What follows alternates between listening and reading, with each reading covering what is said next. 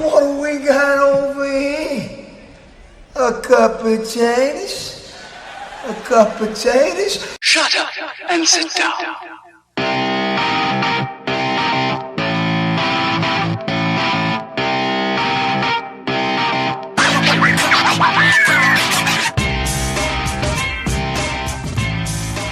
Bada boom! We're coming through your speaker box. Episode 6, Realest Guys podcast.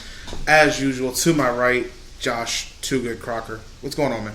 Nothing much, dude. I had a wonderful 4th of July with you wonderful people. No, you made some bomb burgers yesterday. Yeah, they were great. You still feeling a little full?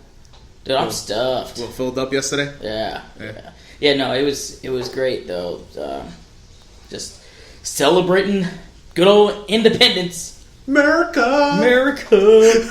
Hey, you know what I heard yesterday? Go ahead. A friend of mine was talking to me saying that on a show in California, they were going around doing a bunch of interviews, and they were asking what the 4th of July is to people in California, and so they were going around, what is 4th of July? What are we celebrating? Oh, well, we're celebrating the 4th of July. Well, and he said, well, I know, but I mean, what on the 4th of July are we celebrating? Independence. He said, okay, so, well, independence, what part of what independence are we celebrating? And they said, oh, when we took over the South. And yeah, that was hilarious. I was like, no, that's really not what we're celebrating. So, well, we're celebrating when Will Smith fought the aliens in Men in Black, right? Yes. That's what it is. Yes. Okay. So shout out to Will Smith for giving us this beautiful country of ours. Yeah, shout out. Saving us from destruction. Terrible. It's so bad. Terrible. But I got my fill in too yesterday. You know, I didn't have as many burgers as you did, but I think I was pretty full on that raw from yesterday. Full on the raw. Full on the raw. Why were you full on the raw? I mean, it just felt like real filler episode. Oh, it's a terrible joke. It is, but it's true. But it is true. I mean, when you come out the gate and you open up a show with a themed food fight, I mean, you kind of already know what's going on. Whatever. I was hooked. We had R-Truth up there spitting fire, hot fire. Was it golden hot fire? Golden hot fire. Yeah. Well, yeah, we had a little bit of that, right? Man, I was hooked. What I actually found pretty interesting was yesterday I learned that Sami Zayn eats lunch with Heath Slater. I wouldn't have pictured that. That's what I learned yesterday. Yeah, that's very true. very true. What we also didn't see wasn't a opening promo with Stephanie McMahon, who wasn't even in the building. Yeah. But shout out to Vicky Guerrero making a comeback, right? That was exciting. Excuse me. Yeah, again, we discussed this last week, the week before. We're going to continue to go over it, but it's going to be filler. So yeah. It is what it is. But even with that being said, there was a couple stories that got advanced last night. And let's start with one that we've kind of neglected a little bit. The women's championship match, Charlotte versus Sasha Banks. That story went on a little bit more. Charlotte coming out saying that, I pretty much ran this division for the past year. Not lying.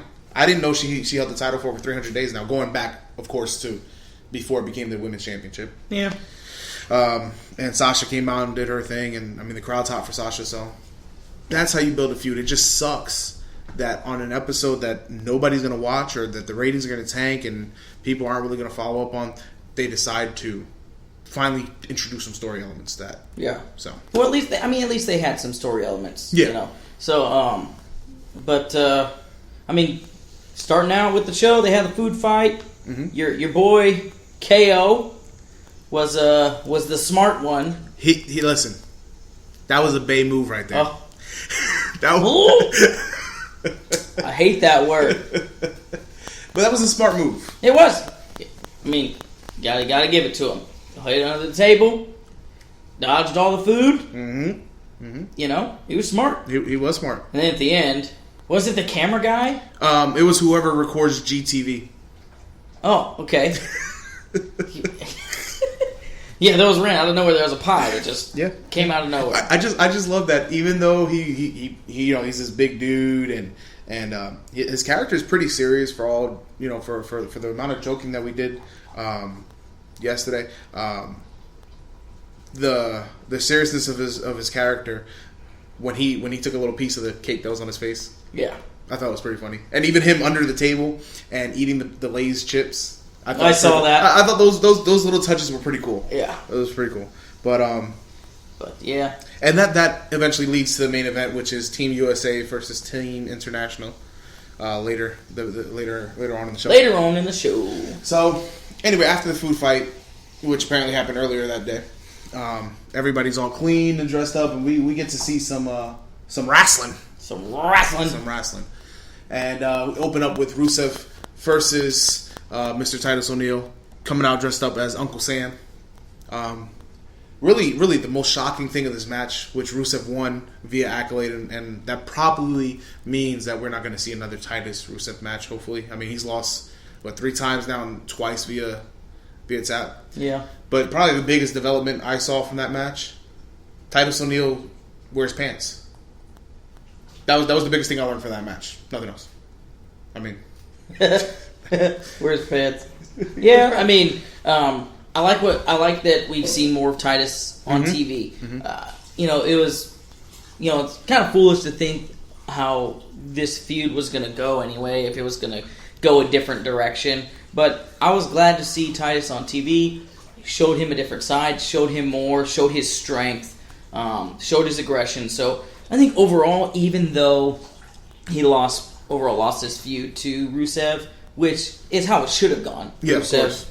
Rusev is amazing. So, but I think it worked out for Titus, and I think it's good things are in the works. Yeah, works for him too. But yeah, kind of saw it coming. And that transitions us to the next thing, where we're hoping that there's bigger things in the works for these two guys, Enzo and Cass, in a quick showing against the Social Outcasts. You know, it's just another throwaway match. Just, you know, I'm kind of upset now that 2 weeks in a row, though, Enzo and Cass have been relegated to not even on the Hulu show, on the Hulu replay of Raw. So, yeah, a little bit worried in that sense. Maybe they're already cooling on them. We'll see. I don't know. I think I don't know if it was as much Enzo and Cass as it was for the Social Outcasts being in that segment. So because we ended up seeing Enzo and Cass later on. Ooh, nice tease. I like that. Speaking of later on, terrible segue, I know. Dean Ambrose versus The Miz in a hashtag champion versus champion match. Quick sidebar. How do you feel when they kind of force those hashtags? Or, if you're going to talk about this, use hashtag champion versus champion. Do you know, I kind of feel like they force it too much. I don't. Some of the combinations, you know. Like, I don't really care. Okay. When they do it, I mean, it's just social media. They do this. Remember Tout? Tout. Do you remember Tout? I do. That was a thing. That was a thing. For a little bit. Anyway, Dean Ambrose versus The Miz. Obviously, no question. Dean's going to go over. He's your WWE champion. He's building up a head of steam. Let me ask you this before we move on. As far as Dean Ambrose is concerned, I like Dean Ambrose, but I'm still not. Especially when they put him in matches like this. Yeah, I'm still not sold on him as WWE champion. As you notice, I said WWE champion, not WWE World Heavyweight champion. But I'm still not really sold with him as champ. How do you see that? Oh, I like it. I mean, I dig his charisma. It's something that, honestly, from a face, we talked about it when he won the championship after Money in the Bank. We haven't had a true face champion that the crowd nearly universally has loved in so long. You know, that it's refreshing to actually hear the crowd when his guitar riff breaks in, or whatever it is, the motorcycle revving up, whatever it is, and everybody just cheers instantly. They know it's Dean coming out, and Dean's getting a pop. and he's getting a positive pop. He's not getting boos like John Cena was when he gets his split reaction, smarky crowds. He's not getting booed like Roman Reigns was doing. He's getting genuinely cheered for. On top of that, I can really buy into a character who, again, a few weeks ago I said, wrestling is at its best when it doesn't take itself 100% serious. In a character that, he plays this crazy guy, ha ha ha crazy, but he just doesn't take himself that serious. He's an everyman, and I can get behind a character like that. Him sitting at the Spanish announce table after his match, when Seth Rollins and Dolph Ziggler are going out at it, him sitting at the Spanish announce table and just kind of in really broken Spanish, just pretty much saying "Sí" and WWE and "Campeón." It's pretty cool. I liked it, and I'm okay with it. So anyway, he beats The Miz. There was never any question, your WWE champion is going to go over. And the very next match is Seth Rollins against Dolph Ziggler, which I like that they're not necessarily just keeping the WWE as the main event picture. It'll be on that middle card, but that's how you increase your views, man. That's the best way to do it, ratings wise. So anyway, Seth Rollins comes out. He faces Dolph Ziggler, and again, same thing. Yeah, we knew the outcome. Yeah, I knew the outcome. A great match, though. Great match by the two guys. Dolph Ziggler with his Shawn Michaels-esque pants again, and also again doing the foot stomp during that match for Sweet Chin Music, which he hasn't hit yet. Which I know it's a great call out to Shawn Michaels, but I'd like to see him nail it and actually win him a match. Yeah. I don't know if you saw the segment backstage where he talked to his mom. Yeah. And was like, I almost, I lost again, but it was really close. It was really close this time. It was, whether it was scripted or not, I think that was a nice little tidbit that he had. But, Ziggler's got that factor where he's a funny dude. I mean, he's a stand-up comedian on the side. Oh, yeah. So he's a pretty funny guy, but... like I said before when we talked about our favorite Money in the Bank moments, I was really high on Ziggler. Had celebrated his cash in and all that good stuff, but WWE kind of killed his character. Yeah. What is your thought on the? I'll go here too. The Spanish announce table.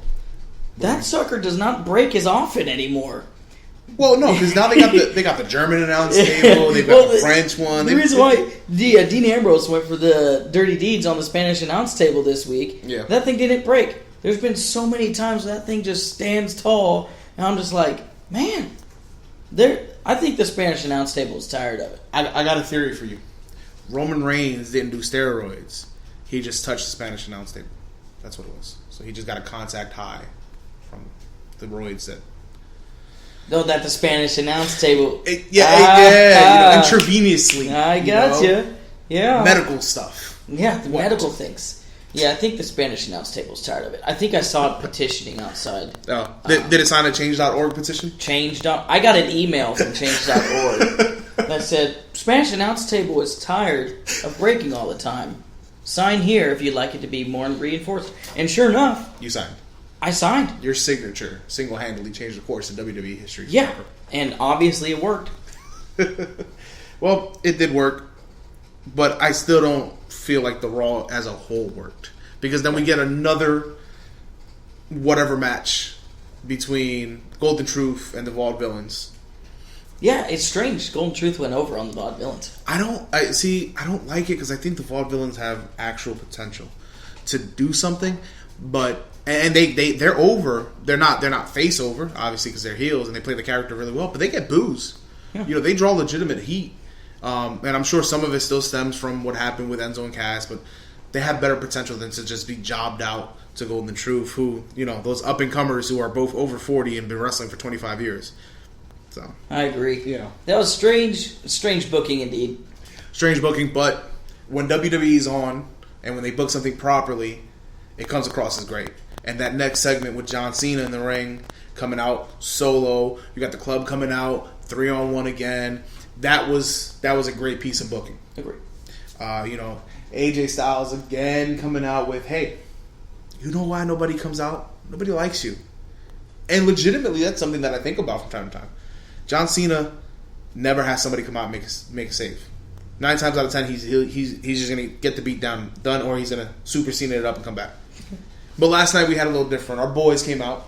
Well, before we go there, I want to talk a little bit more about AJ Styles' promo again. Okay. And the club's promo. I loved it. I loved it for when they're talking about the holidays. What are we going to do? We're going to beat up John Cena. What are you going to do for your birthday? My birthday? I want to beat up John Cena. Okay. What do you want to do for your anniversary? Man, I think I'm going to go. We might go on a cruise, but then come back and beat up John Cena. Okay. Now, what about Halloween? Halloween? I think I'm going to dress up like Enzo and then beat up John Cena. Hashtag beat up John Cena. Hashtag beat up John Cena. I thought it was great. I really enjoyed it. They were all feeding off each other really well, and started walking down to the ring to hashtag beat up John Cena. But then, like I said, our boys come out. You hear that familiar Italian sound that comes on. Crowd pops, and then down comes Enzo and Cass to make the save. Yeah. How awesome was that? That was great. I felt like a little kid. Mm-hmm. You know, there's just sometimes you watch the show and I thoroughly enjoyed it. You know, there's some, of course, people clowning on Twitter, clowning on social media. Oh, they're gonna make Enzo and Cass irrelevant by teaming them up with John Cena. I completely disagree. I was really excited when they came down. I was like, yeah, you know, and it was great. I loved it. Well, you said something about them going to make Enzo and Cass a little irrelevant with pairing them with John Cena, which seems to happen. They have this, you know, as much as we give, you know, Roman takes a bunch of crap in terms of from the fans saying, well, they're always trying to push him, they're shoving him down our throat, this, that, and third. That's my angry internet voice.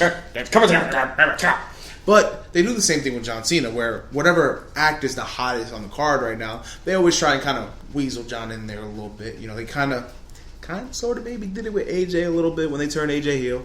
They're doing it here with Enzo and Cass. I mean, you know, the last time they did that was it with the New Day? I think they did that at one point. And there's always those acts always take a little step back just because, you know, people are still kind of lukewarm on Cena. That being said, I think Enzo and Cass are not going to suffer from that. It sucked what happened to Enzo when he got hurt and had to miss a month of time. But I think more than anything, Cass really, really grew leaps and bounds because of it. And I wouldn't be surprised. Shout out to my beautiful wife in the background, by the way, making dinner for us. Yeah, it smells so good. But I think Cass is going to benefit greatly from this, not just from what he had to do singles wise, but being involved in a high profile angle, you know, and which led to them booking at Battlegrounds the club versus Enzo and Cass. So I'm looking forward to that match. Instantly, I went from you know, what is the club going to do? Whatever, I really don't care because it's really just AJ and Cena. To oh man, that's must see TV for me now. Right, and hey, at least they didn't.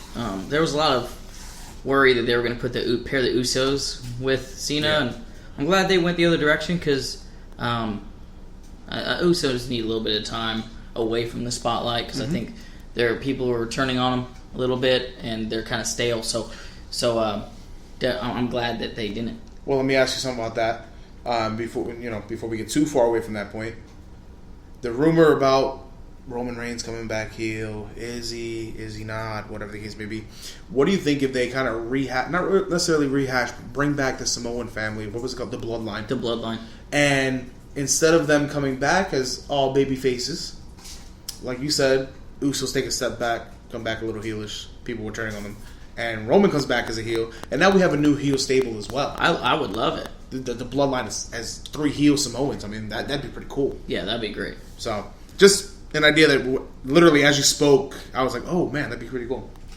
Anyway, Becky Lynch and Summer Rae finally have their match from last week. Becky Lynch wins in a squash, which, you know, it showed off Becky Lynch is, again, still being aggressive.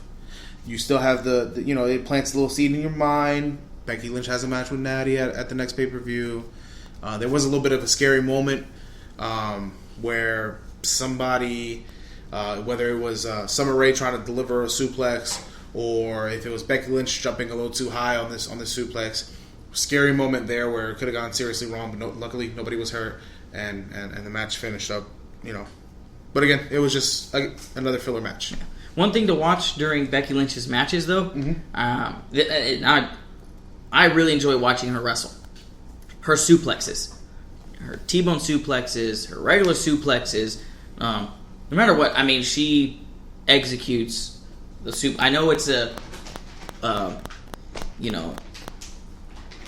whatever move for some people, but the fact that she executes that and she just does it so well, and she does it. I mean, anyway, I know that's random, but that's just one thing I noticed in her matches.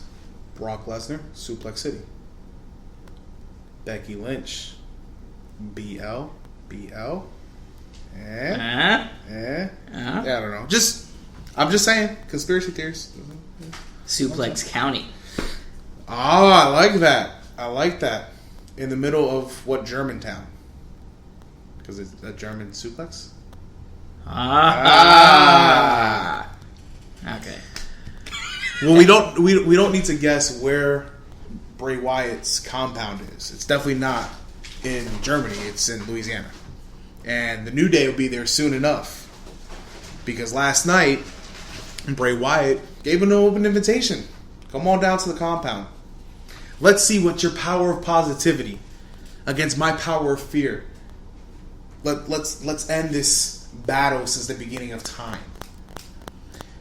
And I mean, I dug it. I've been digging this, with the exception of the supernatural stuff. I've been digging this feud from the very beginning. What are your thoughts? I think they ditched the supernatural stuff. Oh no, yeah, we covered that. Yeah, we covered that. But no, I do. I really enjoy it. And I really enjoyed Xavier Woods' promo. Yep. His serious promo that he gave really tore the place down. I mean, he sold it. Man, he sold the fear. Mm-hmm. He put, like we were talking before, he put over Bray Wyatt. He did. And the Wyatts like crazy. And I really think that they actually have, this is my opinion, I think they trust Xavier Woods. I think the company itself sees a lot more in Xavier Woods now that he's been in the New Day, to where I think they might be on the track of thinking he may be ready for a singles deal. Well, so, I see a lot of potential in Xavier Woods as a singles. Well, it's great that you bring that up. Let's take a step back in time a little bit. Back in the days when the Funkadactyls were around, when Brodus Clay was around, and Xavier Woods debuted. He had the afro, he had the mustache.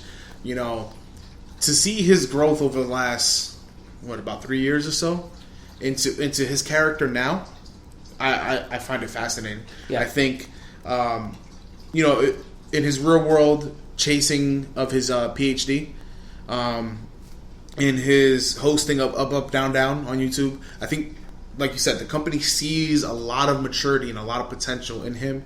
And if this is leading to a breakup, then I think they're going down the right path. I love this idea of Xavier Woods being the serious guy, because I mean he's a very intellectual individual, and it'll be interesting to see how that plays out. Dude, he's a star, man. I think so. He's a star. I think so, and honestly, I thought that the New Day was going to be used mainly to groom Big E, but I don't know. I mean, Xavier's moving on up in my eyes. Yeah. And like you said, he put Bray Wyatt over phenomenally. I mean, WWE always books Bray to lose. He's become like a star jobber, so to speak. But they did a good job putting him over last night, and that was awesome. And lastly, we get to the main event. We had a 16-man elimination tag match. Team USA versus Team International. I mean, we can go over the eliminations if you'd like. I didn't really see anything that was that crazy, except the final elimination. Zack Ryder gets a win on the main event, on Raw. So that was pretty cool. Yeah. You know? And, I mean, there was no surprise that Team USA was going to win. Right. It was the 4th of July. I always find it funny with the flag thing where, I mean, once the flag pops, I mean, obviously it happens after the match. But clearly they already knew who was going to win because the U.S. flag was already up there in the rafters. You know, when Rusev used to do it in his matches where it's like, oh, is Rusev going to win? And, well, yeah, the Bulgarian flag was up there. Obviously he was going to win. Well, it's also 4th of July. Well, yeah, mainly that. Mainly that. You know? But, you know, think about it this way, though. I enjoyed Zack Ryder getting over at the end. But I was looking at Team USA, knowing that they were going to win. Yeah. And I think there was another person on the team that could have really benefited from getting the final pin. And he didn't. Apollo Crews. I would agree. Yeah, and to get him to put that notch under his belt and everything like that, and get him to just a little bit to the next level. I mean, Zack Ryder getting it is awesome because I like Zack Ryder, but Apollo Crews, he's a new guy. He's a guy that they obviously invest a lot in because they called him up early from NXT. Yep. They see a lot of potential there. Yep. Why not capitalize on that? But I mean, I have a theory, and we might discuss that a little bit later in the show. But yeah, I mean, Apollo Crews could have benefited from the win. My favorite. I remember one elimination. My favorite elimination. My bae. You already knew it was coming because I saw your eyes. Yep. Kevin Owens hitting the pop-up powerbomb on Mark Henry. Yeah, that was impressive. You know, yeah, it's orchestrated and all that, but it takes two to tango. Yeah. Mark can jump. I don't think Mark can jump that high. And it has nothing to do with how big of a guy he is. He's just an older guy. You know what I mean? That was pretty dope. That pop-up powerbomb, Mark Henry. And Charles Robinson's face when he was doing the move, you looked at the referee on the side. I mean, that was pretty funny. Yeah, that was my favorite. That was my favorite spot in the match. So was the pop-up powerbomb. I loved it.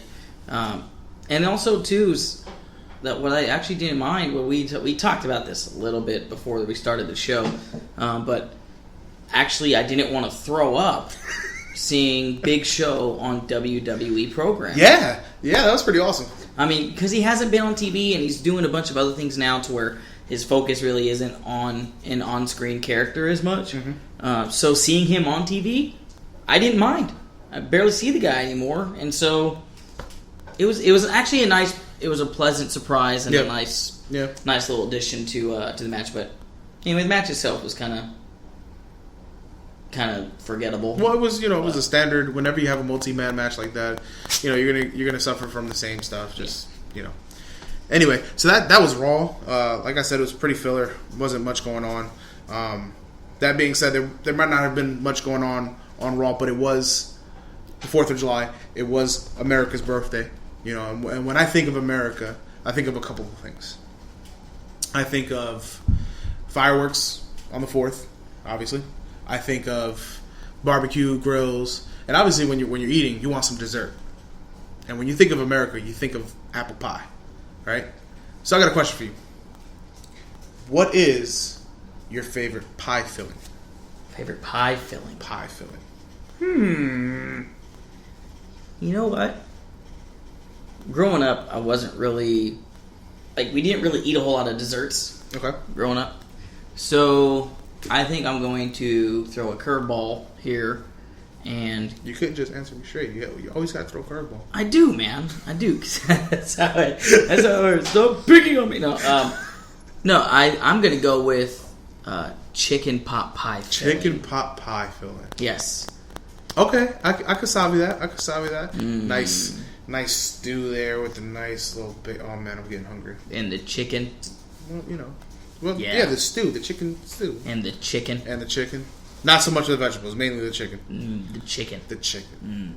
What about yours? What's your favorite pie filling? Well, see, I was gonna go with maybe shout out to some Warrant, some cherry pie. She's my cherry pie. No. Cool drink of water. Anyway, so could have done that. If we were on video right now, you would be shaking your heads. Yeah, seriously. So I was gonna go with maybe a little cherry, or obviously classic Americana, the apple pie, a la modi. You know, gotta have the ice cream on it. But since you already changed the game, I changed it. You changed it. You flipped the script on me. I'm gonna have to say shepherd's pie. Shepherd's pie. Shepherd's pie. Never had shepherd's pie. Oh, it's good stuff. It's really simple stuff. It's mashed potatoes, right? Couple of taters. Couple of taters mashed up, right? With some cheese. A little bit of cheese, right? You got your Wisconsin sharp cheddar. And then beat up medium John Cena. cheddar. So you got your cheese. And then you got your meat. It's ground beef, ground lamb. That's the way I like it. And then you beat up John Cena. Then you put another layer of mashed potatoes and another layer of cheese on top. And then you beat up John Cena. And you put that in the oven, bake it up, and then you eat it. And it's good stuff. And then after you finish, beat up John Cena. Exactly. So the shepherd's pie filling is my favorite. Just that meat, cheese. You know, I'm good with that. I'm happy. Yeah. And I know that's not wrestling related, but considering the Raw festivities, and why the heck not? I mean, you know, YOLO, right? YOLO. So with that being said, and with us discussing our favorite fillings, our favorite pie fillings, and with us discussing Raw, that brings us to, once again, Josh's News Corner. Josh's News Corner.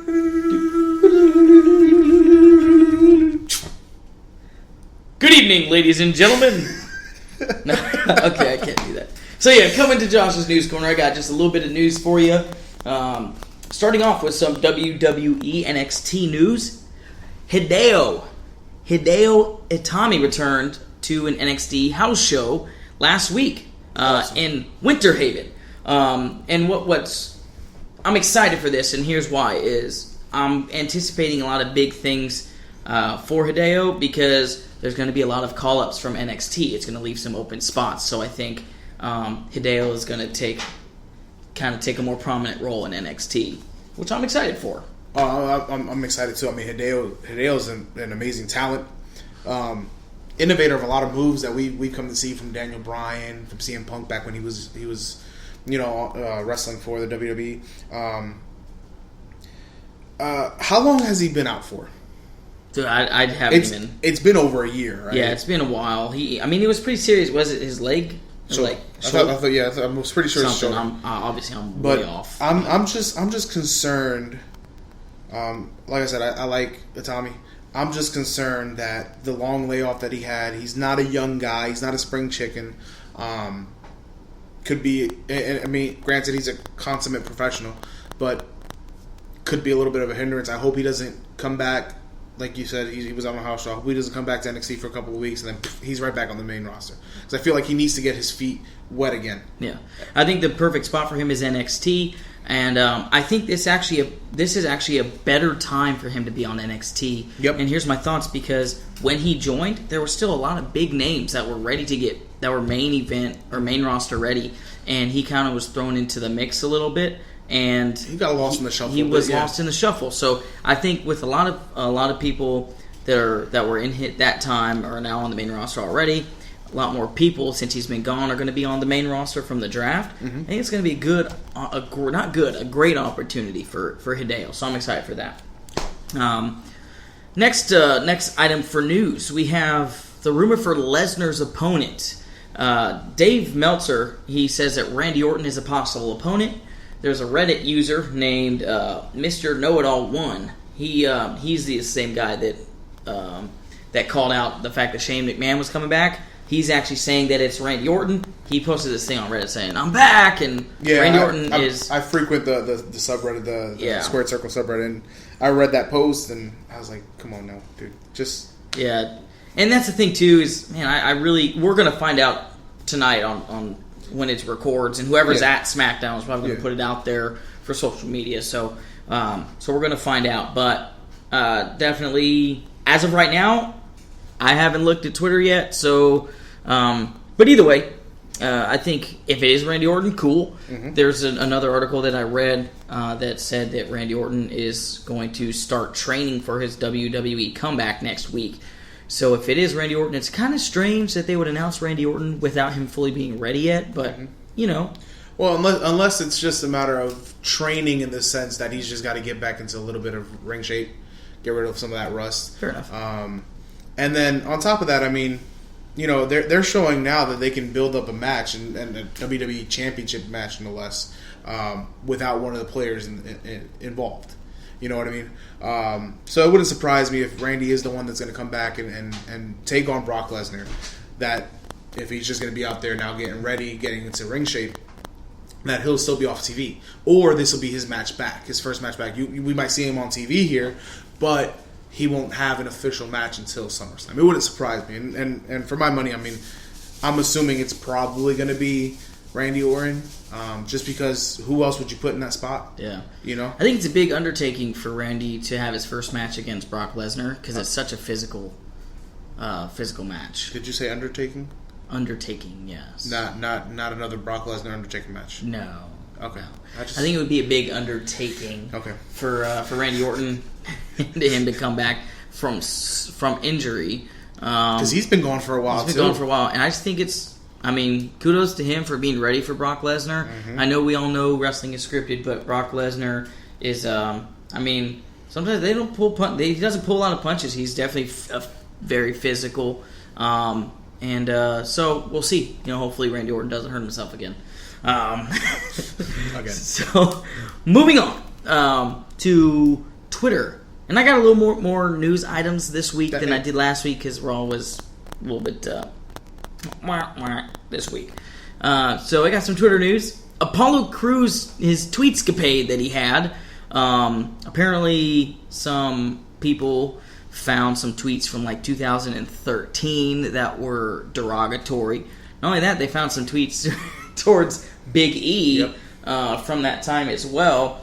And so they were referencing Big E looks short, and his family, I guess, saw Big E on the TV, and they said, "What is that?" And so Apollo Crews posted both of those things.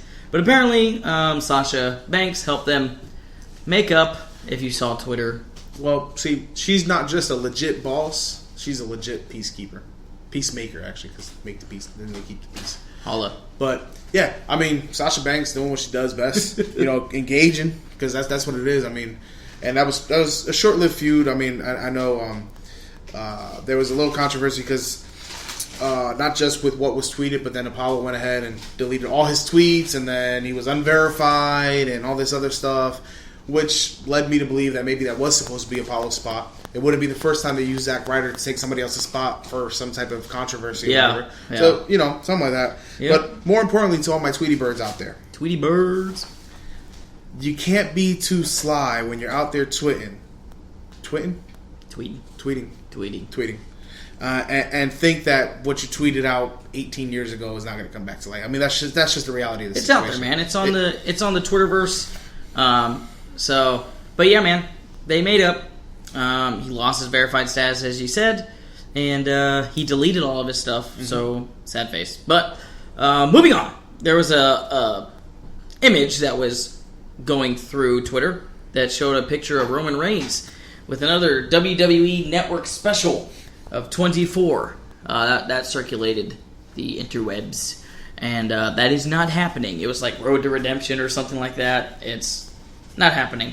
Yeah. So, and finally for Twitter, we have. Do you remember Bobby the Brain Heenan? Of course. Who doesn't remember him? He's amazing. Before we go any further, I was pretty sure it was Bobby the Brain Heenan, but now I'm questioning myself. He was the one when Hogan came down the ramp and damn near spoiled the NWO thing. When he was like, but wait, is he the third man? That was Bobby the Brain Heenan. He was the one on commentary that said that line. I'll have to go back and watch it. You're not going to find it on the WWE Network. You're going to have to find it on YouTube. Okay. Because they legitimately actually take that line from the commentary. That line is edited out from the network. But yeah, he when Hogan's coming down and Macho Man's in the ring and you got Scott Hall and Kevin Nash in there and Hogan's walking down the ramp, you hear a commentator go, "Yeah, but is he the third man? Is he the third man?" Yeah, I think I remember that. Yeah. So just saying, anyway, that was it. Go ahead. Well, there was a Dobby Feenan account that was created. Dobby. I'm just kidding. It was a fake Bobby Heenan account. I was going to ask you, did the house elf from Harry Potter make Twitter? I don't know. Probably did. Probably. So, it was a fake Bobby Heenan account, a fake one, but it got verified. Duped everybody, including WWE Hall of Famers, fans, myself. I mean, Jim Ross was following him. It was right? Everybody. It was a strange deal because, anyway, it was found that it was fake. It was deleted.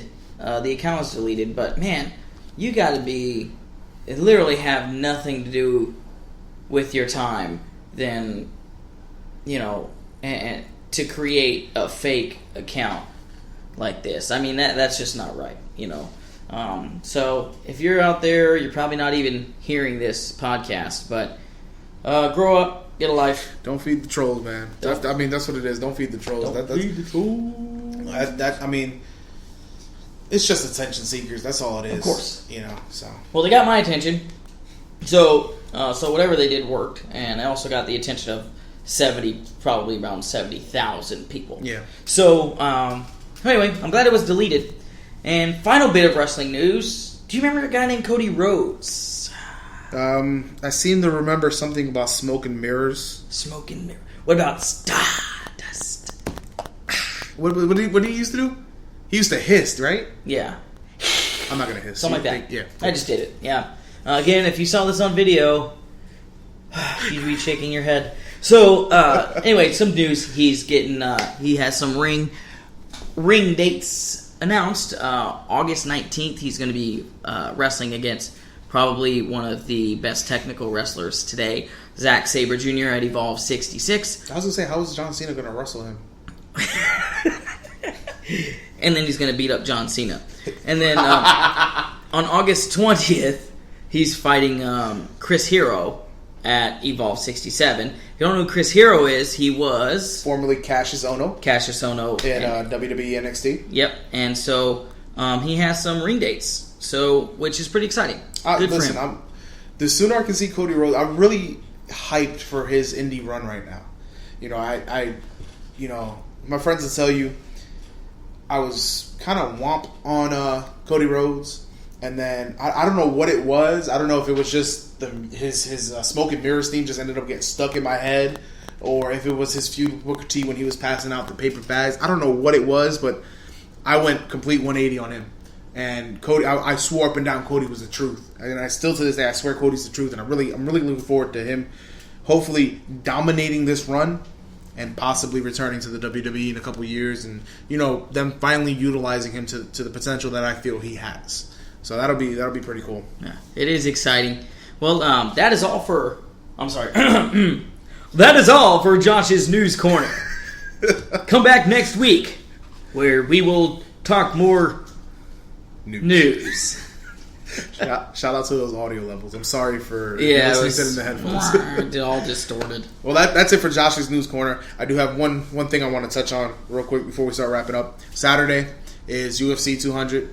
Brock Lesnar's return to the cage, and I think no matter what happens with that, I mean, win, lose, or whatever he does, that's not going to hurt his standing in the WWE. So we'll see what happens with that. But yeah, that was it. Just UFC 200 on Saturday, and we're a couple months away from CM Punk's UFC debut. There's your plug. So anyway, if CM Punk will ever fight, if he'll fight, it's scheduled. I know, but whatever. But anyway, so Realest Guys podcast.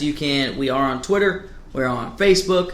Head to our website, realestguyspodcast.com. You can listen to all our podcasts. You can watch all our videos, which are podcasts as well, if that's your way of watching. They're just still images. There's still images. However, things are in the works to, we won't spoil that. And also you can, the tease. And also check out our merchandise. It's there too, and contact us. But we're on SoundCloud.